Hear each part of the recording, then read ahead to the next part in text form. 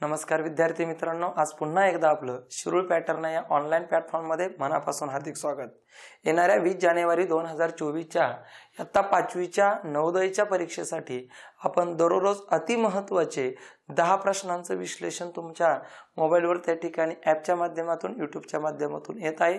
आज त्याच्यातला पुढचा प्रकार पुढचे 10 अतिशय महत्त्वाचे प्रश्नांचं त्या ठिकाणी आपण विश्लेषण करतोय की ते असे प्रश्न आहेत की येणाऱ्या पेपरला तुम्हाला ते येणारच आहे, त्या क्रिया येणारच आहेत। चला अवधी न घालवता सुरुवात करूया। आदर्श अजूक 10 प्रश्न, नवोदय 2013 ला आलेला प्रश्न, याचा व्यवस्थित जर तुम्ही सराव केला तर हे प्रश्न आपल्याला त्या ठिकाणी सगळ्यात महत्त्वाचं स्कॉलरशिपला सुद्धा विचारले जातात। 320 चा 68% किती आहे? साहजिकच सगळ्यांना माहिती आहे, चा म्हणजे गुणुले आहे, चा म्हणजे गुणुले, टक्के छेदस्थानी 100। फक्त अंक बदलतील, विचार बदलू शकत नाही। आणि मग जर छेदाने अंशाला त्या ठिकाणी भागायचं असतं आणि इथं छेदस्थानी 100, शून्य गेला आणि मग 32 गुणुले 68 भागिले त्या ठिकाणी 10। आता काय करा, सगळे पर्याय थोडेसे बारकाईने नजरे खालून घालवा। 2176 आहे, 2176 आहे, 2176 आहे आणि इथं 21760 आहे। थोडं बारकाईने जर पाहिलं तर आपला गुणाकार 100% सांगतो। 8 दुने 16 एकक स्थानचा केला तर 100% 2176 जो सविस्तर करायची गरज नाही। स्पर्धा परीक्षेला गेल्यानंतर ह्या छोट्या छोट्या गोष्टी आपण पाळायच्या असतात। आता सगळेच विद्यार्थी 32 गुणुले 68 करत बसतील, पण आपण ते टाळायचंय नक्की। बघा ना, इथं 8 दुने 16 सगळे पर्याय विचार करा। याचा दशांश अपूर्णांकाचा विचार करू नका, 2176 म्हणा त्या ठिकाणी। याचा दशांश अपूर्णांकाचा विचार करू नका, 2176 म्हणा। ऑलरेडी इथं 2176 आहे आणि मग इथं सर 21760 आहे। मग काय करायचं, गुणाकार करूच ना, नको करू ना। बघ ना, इथं 8 दुने 16 म्हणजे इथं 6 येतोय, छेदस्थानी 10, मग इथं एकावर 1 शून्य आहे, अंशस्थानी उजवीकडून डावीकडे एका घरानंतर इथं 7 1 2 217.6। आपल्या प्रश्नाचं उत्तर पर्याय क्रमांक त्या ठिकाणी बी। इथं 2 शून्य असते तर 2 घरानंतर, 3 शून्य असते तर 3 घरानंतर त्या ठिकाणी दशांश स्थळ द्यायचं आहे। असो, चला पुढच्या प्रश्नांकडे जायचंय आपल्याला, जो नवोदय 2015 ला प्रश्न आलेला आहे। पहा, सरळ रूप द्या आणि उत्तर टक्केवारीत लिहा। वा, अतिशय सुंदर प्रश्न आहे। सरळ रूप तर द्यायचंय पण उत्तर टक्केवारीत लिहायचं, म्हणजे त्याचं शतमानात रूपांतर करायचंय। म्हणजे शतमानात रूपांतर करायचं म्हणजे काय करायचं, शतमानात रूपांतर करायचं म्हणजे त्याला 100 ने गुणायचं। पण आधी ही संख्या आपण राजावर सोडून घेऊ ठरल्याप्रमाणे। अंशस्थानी दशांश स्थळाच्या उजवीकडे 1 घर, 2 घर, 3 घर आणि 4 घर। छेदस्थानी आहे का, नाही। मग 4 घराचा फरक आहे 3668 आणि 4 छेदस्थानी 17 गुणुले त्या ठिकाणी किती, 4 घर छेदस्थानी कमी आहे, याचाच अर्थ 10,000। आणि त्यांनी आपल्याला शतमानात रूपांतर करायला लावले ना। शतमानात रूपांतर करणे म्हणजे त्या संख्येला 100 ने गुणणे, म्हणजे गुणुले 100 हे आपल्याला शतमानात रूपांतर करायला सांगतं। ही क्रिया मी पहिल्या प्रकरणामध्ये भरपूर वेळा बोललो, मी सांगितलं होतं आठवा, की हे क्रिया आहे ना दररोज 4 ते 5 करायच्या। मी म्हणतो 10 केल्या तरी चालतील। हे जिथं जास्तीत जास्त क्रिया करणार तेवढी उत्तरं तुम्हाला सोप्या पद्धतीने तयार होतील। अंशस्थानी दशांश स्थळाच्या उजवीकडे 4 घर, छेदस्थानी नाही, 4 घराचा फरक म्हणजे छेदस्थानी 10,000 द्या, 3 असतं तर 1000, 2 असतं तर 100। आणि आता मग शतमानात रूपांतर, ऍडव्हान्स प्रश्न आहे। शतमानात रूपांतर करायला लावलंय म्हणजे त्या ठिकाणी 100 ने गुणायचंय तुम्हाला। आणि मग शतमानात रूपांतर करायचंय म्हणजे 100 ने गुणा, 1 2 1 आणि 2 आणि मग 3468 गुणुले 4 भागिले 17 छेदस्थानी 100। आता तुम्ही भागाकाराची क्रिया करा। आपलं ठरलेलं आहे, मूळ संख्येचे पाढे पाठ ठेवायचे। 17 1 17, 17 2 34, पूर्ण भाग्याला म्हणून 0, 17 चौक 68 आणि मग उरले किती, 204 गुणुले 4 छेदस्थानी 100। परत एकदा तेच डोकं लावा, परत एकदा ते, इथं पूर्ण भाग्याला म्हणून 0, बरेच पोरं 0 घेत नाही। आणि मग या ठिकाणी 204 ने त्या ठिकाणी 4 ला गुणलं, 4 चौक 16, हातचाला 1 आणि 20 चौक 80 ने 81, छेदस्थानी किती 100, एकावर 2 शून्य, अंशस्थानी उजवीकडून डावीकडे 2 घरानंतर दशांश स्थळ द्यायचं, 8.16 आपल्या प्रश्नाचं त्या ठिकाणी उत्तर आहे। अतिशय सोपं, साधं आणि सरळ त्या ठिकाणी उत्तर त्या ठिकाणी आपण क्लिअर केलेलं आहे.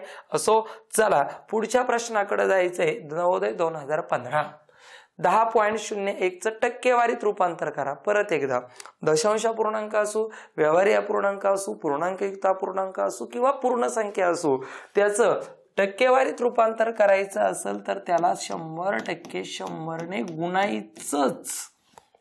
पहा, याच्या कालच्या आधीच्या व्हिडिओमध्ये आपण पाहिलं होतं ना, मोठीत मोठी संख्या कोणती आपण 100ने गुणत होतो. आणि मग या ठिकाणी पहा, शतमानात रूपांतर करायचंय म्हणजे 100ने गुणायचंय. मग पहा, ठरलेलं आहे आपलं, एकावर इथं 2 शून्य, 2 घर दशांश स्थळ पुढे सरकवायचं, दशांश स्थळ उजवीकडे सरकवायचं.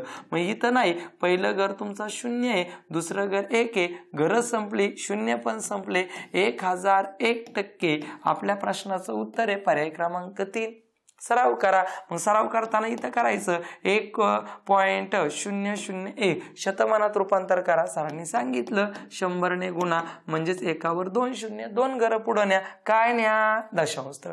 मग हळूच उचलायचं, पहिलं घर आणि दुसरं घर इथं आणून ठेवायचं. 100.1% आपल्या प्रश्नाचं उत्तर आहे. ओके. आणि तुम्हाला अपूर्णांकाचं शतमानात 8वीला गेल्यावर आहे ना, मग अपूर्णांकाचं तुम्हाला विचारलं 3/10चं शतमानात रूपांतर करा म्हणजे 100ने गुणा. 10 1 10, 10 10 100, 10 3 30% तुमच्या प्रश्नाचं उत्तर आलं. ओके, चला पुढे जायचंय. पहा प्रश्न काय आहे. अमितने एक टेबल 1200 रुपयाला खरेदी केला आणि दुरुस्तीसाठी त्याला 200 रुपये खर्च केले. त्याने ते 1680 रुपयाला विकला तर त्याच्या नफ्याची व तोट्याची टक्केवारी किती? पहा राजाओ, सगळ्यात महत्वाचं या ठिकाणी आपण खरेदी किंमत काढू. पोरं काय करतात माहितीये का, खरेदी किंमत ही 1200 रुपयेच मानतात, अजिबात नाही. तर खरेदी किंमत ही तुमची 1200 रुपये प्लस झालेला खर्च 200 रुपये, याचाच अर्थ खरेदी किंमत 1400 रुपये आहे. आणि विक्री किंमत किती आहे, तर विक्री किंमतीचा राजा हो विचार करा, विक्री किंमत 1680 रुपये आहे. पोरं फक्त खरेदी किंमत 1200 धरतात, नाही, अजिबात नाही. तर झालेला खर्च, दिलेली दलाली, आता इथं तुम्हाला 5वीला नाही दलाली पण 8वीला 7वीला गेल्यावर आहे दलाली, हे सगळं तुमच्या खरेदी किमतीमध्ये त्या ठिकाणी मांडायचं असतं. मग खरेदी किंमत इथं 1400 रुपये झाली, विक्री किंमत 1680 झाली, याचाच अर्थ आपल्या इथं काय झाला राजा, नफा. 1680 मधून 1400 वजा केल्यानंतर त्या ठिकाणी 280 रुपये आपल्याला काय झालंय, प्रॉफिट झाले, नफा झालाय. ही गणित सरावाने पूर्ण होतात. ही गणित स्कॉलरशिपला पण 5वीला आलेली आहेत, जी नवोदयला आलेली आहेत. आणि थोडंसं 2021-22-23चे पेपर पाहिले तर थोडंसं 6वी-7वीच्या लेवलवर प्रश्न त्या ठिकाणी गेलेले आहेत.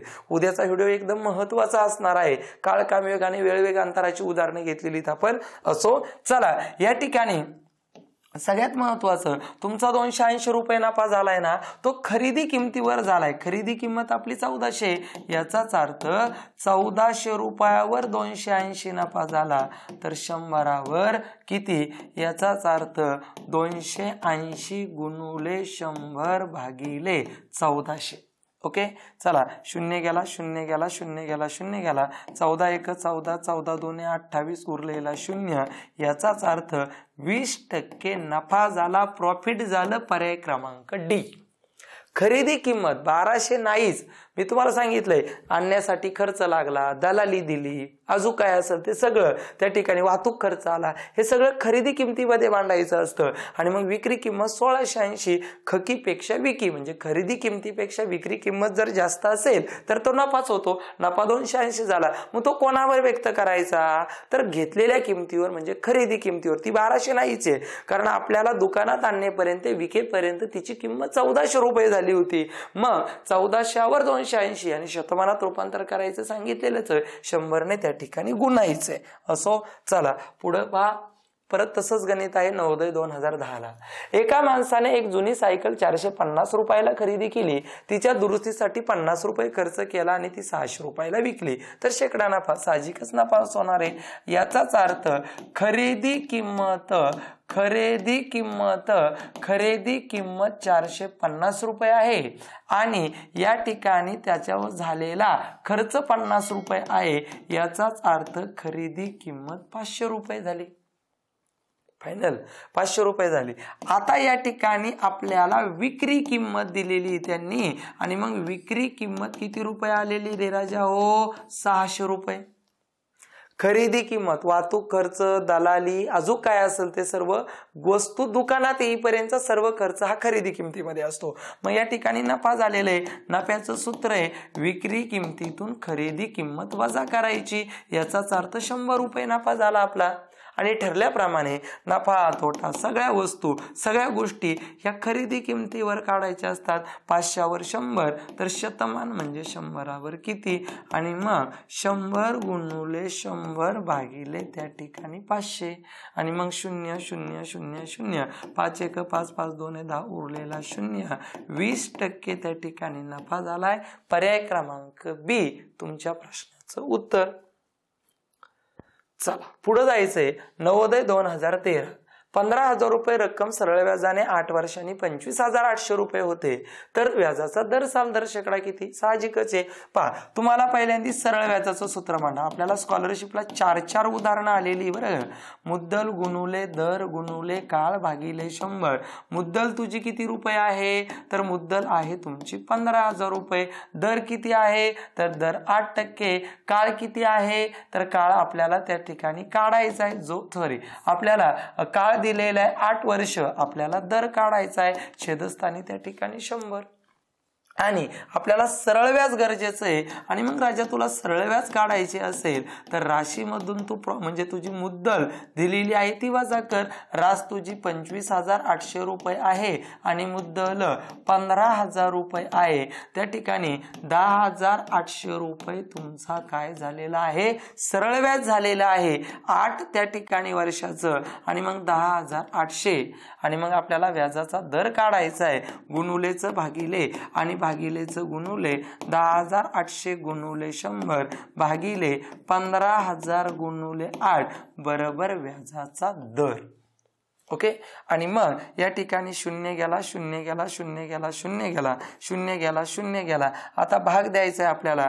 15 1 15 15 7 105 3 उरला 15 2 30 8 1 8 8 9 72। साहजिकच व्याजाचा दर हा 9% आलेला आहे। पर्याय क्रमांक त्या ठिकाणी बी आपल्या प्रश्नाचं उत्तर आहे। ओके चला पुढच्या प्रश्नाकडे जायचं आहे। प्रश्न पहा काय आहे? 1200 रुपयाचं 8% वार्षिक साधारण व्याजावर 8 महिन्यांसाठी कर्ज घेतले, परत करण्यासाठी त्याला किती रक्कम? नवोदय 2009 ला आलेलं गणित। पहा आता परत करायची म्हणजे काय करायची? रास परत करायची ना। मग राशीचा अर्थ आहे मुद्दल अधिक सरळ व्याज। तुला गणितामध्ये मुद्दल 1200 रुपये दिली, आपल्याला सरळ व्याज काढायचं। सरळ व्याजाचं सूत्र सगळ्यांनाच माहिती आहे, मुद्दल गुणुले दर गुणुले काळ भागिले त्या ठिकाणी 100। मग मुद्दल किती दिली? 1200, व्याजाचा दर किती? 8, काळ किती आहे? 8 महिने। जर महिन्यात असेल तर खाली 12 घ्यायचं म्हणजे घ्यायचंच, काहीच विषय नाही, तुला 12 घ्यावंच लागेल।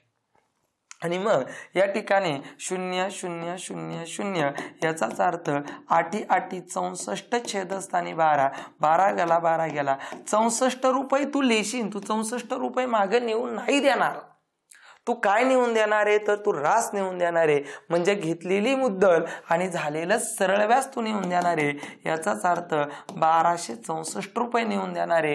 पर्याय क्रमांक बी आपल्या प्रश्नाचं त्या ठिकाणी उत्तर असो। चला पुढचा प्रश्न आलेला आहे पाहू। नवोदय 2004 3.6 मीटर 3.6 मीटर 3.6 मीटर आणि 4.5 मीटर 4.5 मीटर मापाच्या खोलीला फरची घालताना लागणाऱ्या 15 सेमी बाजू असलेल्या चौरसाकृती फरच्यांची संख्या किती असेल? नवोदय 2014। फरचीचं गणित तुला इयत्ता 8वीच्या स्कॉलरशिप पर्यंत पिछा सोडणार नाही, ते येणारच आहे, ते फिक्स येणार आहे। आणि मग लक्षात ठेव आपलं ठरलेलं आहे, प्रकरणामध्ये मी बोललेलो आहे की एकूण फरच्या एकूण लाद्या काही शब्द आला तर मोठ्या भागाच्या क्षेत्रफळाला लहान भागाच्या क्षेत्रफळाने भागायचं। मग मोठा भाग इथं काय आहे रे राजा? खोली आहे। छोटा भाग काय आहे बरं? चौरसाकृती फरची आहे।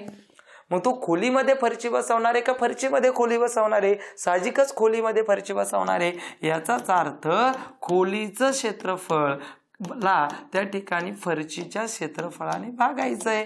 मग आता इथं कालमापन, इथं सूत्र, ह्या सगळ्या गोष्टी गरजेच्या आहेत, पण सूत्र थोडीशी टाळण्याचा प्रयत्न करायचा.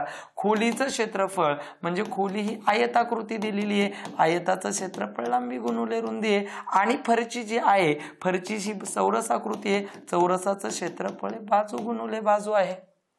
आणि मग या ठिकाणी तुझं इथं कालमापन 3.6 मीटर गुणुले 4.5 मीटर भागिले 15 सेमी गुणुले 15 सेमी. ओके. आणि मग या ठिकाणी अंशस्थानी दशांश स्थळाच्या उजवीकडे एक म्हणजे याचं मीटरचं रूपांतर सेमीमध्ये करायचंय. आणि मग सगळ्यांनाच माहित आहे 1 मीटर या शब्दाचा अर्थ 100 सेंटीमीटर होतो. याचाच अर्थ 3.6 म्हणजे 360 सेमी, 4.5 म्हणजे 450 सेमी भागिले 15 गुणुले 15. 15 एक 15, 15 त्रिक 45 उरलेला 0, 15 एक 15, 15 दुने 30, 360 गुणुले 2, 36 दुने 72 उरलेला 0, आणि 720 फरच्या 720 लाद्या त्या ठिकाणी लागणार आहे. आणि लक्षात ठेवा हा सराव सराव सराव आणि सराव, छोट्या छोट्या गोष्टी. मग परीक्षेला गेलं हे लिहायला टाळणं, हे टाळणं, डायरेक्ट मग आपल्याला कळलं की मोठ्या भागाच्या क्षेत्रफळाला लहान भागाच्या क्षेत्रफळाने भागायचंय. मग मीटरचं रूपांतर सेमीमध्ये मनातल्या मनात करणं, पण भाग नीटनेटका देणं हे लक्षात ठेवा. भाग करून गुणाकार पण तेवढाच चांगल्या पद्धतीने येणं गरजेचं आहे.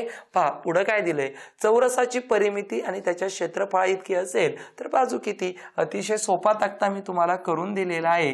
चौरसाची बाजू जर 4 घेतली तर बघ परिमिती 4 चौक 16 होईल आणि चौरसाचं क्षेत्रफळ 4चा वर्ग पण 16 होईल. पर्याय क्रमांक सी आपलं उत्तर आहे 2018च्या स्कॉलरशिपला. पण मी तुम्हाला एक तक्ता दिला होता, आठवतो का. मग बाजू ही बाजू असल्यानंतर चौरसाची परिमिती ही असते आणि क्षेत्रफळ हे असतं. तुझी जर एक बाजू असेल तर क्षेत्रफळ 1 आहे पण परिमिती 4 आहे. तुझी 2 बाजू असेल तर क्षेत्रफळ 4 आहे पण परिमिती 4 दुने 8 आहे. तुझी 3 बाजू असेल तर क्षेत्रफळ 9 आहे, परिमिती 3 चौक 12 आहे. तुझी 4 बाजू असेल तर क्षेत्रफळ पण 16 आहे आणि परिमिती पण 16 आहे. थोडक्यात काय, 4 बाजू असेल नंतर क्षेत्रफळ आणि परिमिती समान असते. 5 बाजू असल्यावर क्षेत्रफळ त्या ठिकाणी 25 आहे आणि परिमिती 5 चौक 20 आहे. 6 बाजू असल्यावर क्षेत्रफळ 36 आहे, परिमिती 24 आहे. 7 बाजू असल्यावर 7 चौक 28 आहे, क्षेत्रफळ 49 आहे. 8 बाजू असल्यावर 8 चौक 32 आहे आणि इथं 8 8 64 आहे. 9 बाजू असल्यावर 9 9 81, 9 चौक 36 आहे. ह्या सगळ्या गोष्टी त्या ठिकाणी लक्षात ठेवण्याजोगत्या नाही तर ते ठेवावेच लागतील की ज्या कायमस्वरूपी आपल्याला पेपरला विचारल्या जातात. आणि पुढचा प्रश्न काय आला नाही पण तुम्हाला तो येऊ शकतो. समांतरभुज चौकोन असेल, समभुज चौकोन असेल. आज मी तुम्हाला 2 सूत्र देणार आहे. उद्या परवा समभुज चौकोनाच्या क्षेत्रफळाचं सूत्र, मग तुम्हाला आयताचं क्षेत्रफळ माहिती आहे लांबी गुणुले रुंदी, तुम्हाला चौरसाचं क्षेत्रफळ माहिती आहे बाजू गुणुले बाजू किंवा बाजूचा वर्ग. पण तुम्हाला समभुज चौकोन समांतरभुज चौकोनावर पण प्रश्न त्या ठिकाणी विचारले जाऊ शकतात. आणि मग पाया आणि उंची दिलेली आहे, आपल्याला समांतरभुज चौकोनाचं क्षेत्रफळ विचारले. आयतासारखंच आहे, काही नवीन पूर्ण नाही त्याच्यात, पण आपल्याला एकदा माहित असावं समांतरभुज चौकोनाचं क्षेत्रफळ बरोबर पाया गुणुले उंची. समांतरभुज चौकोन आणि आयत हा जवळ सारखा आहे. आणि मग समांतरभुज चौकोनाचा विचार केला, पाया 12 आहे, उंची 6 आहे, 12 सक 72. लक्षात ठेवा पोराओ, 72 पहिला पण पर्याय आहे आणि 72 तिसरा पण पर्याय आहे. लक्षात घ्या, सेमी हे कधी क्षेत्रफळ नसतं, सेमी ही तुझी परिमिती असते राजा. क्षेत्रफळ 4 सेमी 4 मीटर असेल आणि मग क्षेत्रफळ साहजिकच 4 सेमी असणार आहे, कारण पाया आणि उंची ही त्या ठिकाणी तुम्हाला काय दिलेली आहे, सेमी मध्ये दिली. मग समांतरभुज चौकोन नाही आलं तर तुम्हाला समभुज चौकोनाचे कर्ण देतील आणि मग समभुज चौकोनाचं क्षेत्रफळ तुम्हाला विचारतील आणि मग त्याचं सूत्र आहे 1/2 गुणुले कर्णांचा गुणाकार. आणि मग तुम्हाला समभुज चौकोनाचे 2 कर्ण देतील, अनुक्रमे 16 आणि 20. क्षेत्रफळ विचारतील, टाका किंमत आणि तुमचं उत्तर सहजरित्या त्या ठिकाणी तयार होईल. असो, अशा पद्धतीने 20 जानेवारी 2024 ला येणारे 100% येणारे या क्रिया येणारे अशी दररोज 10 गणितं आपण तुमच्या ॲपमध्ये किंवा यूट्यूबच्या माध्यमातून तुमच्यापर्यंत आणतोय. जर तुम्हाला हा व्हिडिओ आवडला असेल, गणित सांगण्याची पद्धत आवडली असेल, गणिताचं महत्त्व कळलं असेल तर व्हिडिओला नक्की लाईक करा. अजून पण जर चॅनलला सबस्क्राईब केलं नसेल तर नक्की करा. लिंक जास्तीत जास्त विद्यार्थ्यांपर्यंत यूट्यूबच्या माध्यमातून त्या ठिकाणी पाठवा. जास्तीत जास्त मुलांना, ग्रामीण भागातल्या मुलांना त्याचा फायदा व्हावा आणि क्रिया कशा लवकर व्हावेत असे तुम्हाला 200 गणित, त्या 200 गणितापैकीच 20 गणित त्या ठिकाणी येणार आहे. याच्यानंतरचा व्हिडिओ हा अतिशय महत्त्वाची 10 गणित वेळ वेगांतर आणि काळ काम योगावर असणार आहे. थांबूयात. धन्यवाद.